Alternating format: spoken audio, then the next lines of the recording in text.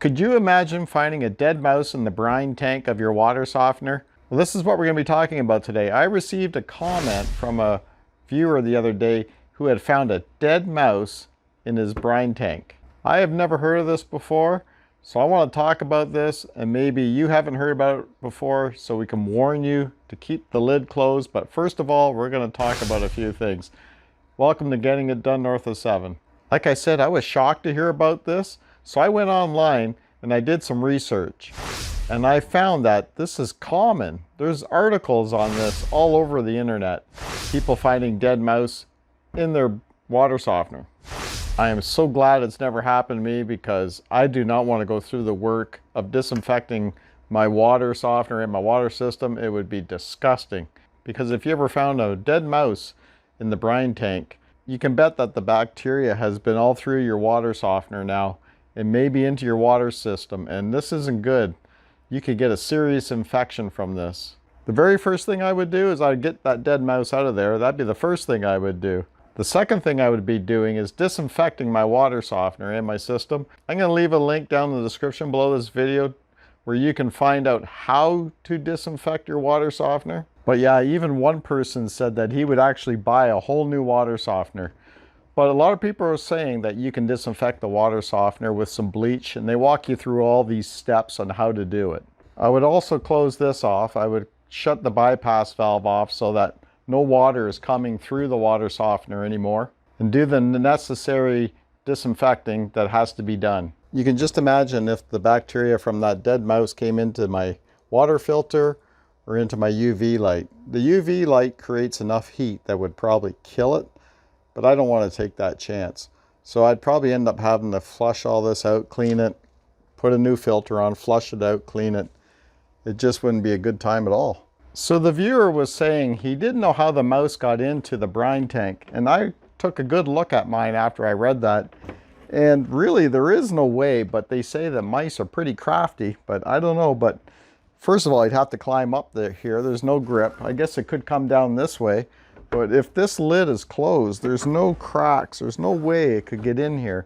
And at the back here, it's open at the back here. But I looked, and if a mouse went in there, it doesn't have anything to do with the tank itself. It's all closed off. So I don't know. I've never seen any mouse droppings here or anything, thank God. But I think it would be pretty hard for a mouse to get in, but who knows, right? Another thing that could have happened that he was thinking was maybe there was a small slice in the salt bag when he bought it. Because when those salt bags are stored in warehouses and in stores, they sit there for quite a while. They're on a skid. And if there's a slice in that bag, a mouse could get in. But I thought even further on this, maybe even from the manufacturer itself. I imagine they have, when they manufacture the salt, they have a big hopper and everything, and it fills up all these bags. Maybe a mouse got in that way. So what I think I'm going to do from now on when I'm filling up my tank is I'm going to keep an eye out as I'm pouring the salt in here. I'm going to watch, make sure nothing falls out of that bag. And if it does, out it comes. Then I'll have to look through all the salt, make sure there's no droppings or anything in there. But if there is, it's all coming back out, and we'll go on to a new bag. But I've been here about 6 years using this water softener, and I've never had an issue like that, and I hope it never happens. But another thing you could do is just make sure you don't leave your lid open. It would be easy to do. You know, you fill it up, you're in a hurry, you walk away and the lid's open. Always make sure the lid is closed. Nothing can get in there that way.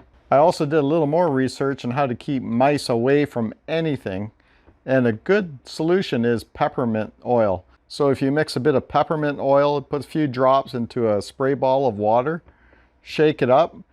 You can spray it around this area once in a blue moon, and they don't like the smell of that peppermint oil. It's really strong, and apparently they don't like it. I don't think I would put traps around, because with traps you have to bait them, and it may draw them in. Like if it's peanut butter or cheese, it may draw them in. And sometimes they don't get caught, so you're drawing them closer to the object that you're trying to keep them away from, so it's probably not a good idea. I think I would try the peppermint oil solution. Another thing you could do is just be more diligent in keeping mice out of your home. Keep them away from your house. Make sure doors are closed. Make sure seals are all good and done. Set traps farther away, like maybe in a furnace room or something. If there is a mouse, it will come. I've had a mouse trap in my furnace room for 5 years now. Never had a mouse go in it yet. So I know we haven't had any mice here. So that's a good thing.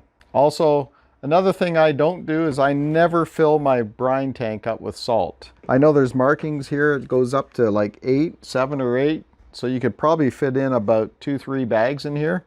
I only put 1 bag at a time. So I wait till it gets down to about 1 or 2. Then I'll add a bag of salt, and that's what I do. I just leave it that way because they say if you put too much salt in these things, it could cause a salt bridge because of the weight. So that's why, and ever since I've done that, I've never had a salt bridge in my brine tank. So I thought I'd share the story with you. Hopefully it helps. Maybe you're like me, you never heard of mice getting into a water softener before, but at least now you'll be aware and you'll know what to do if it happens. If this information helped you, don't forget to hit the thumbs up, subscribe to the channel. I have a whole playlist on water softeners. Maybe one of those issues in those videos will help you out. Again, thanks for watching. We'll see you on the next video.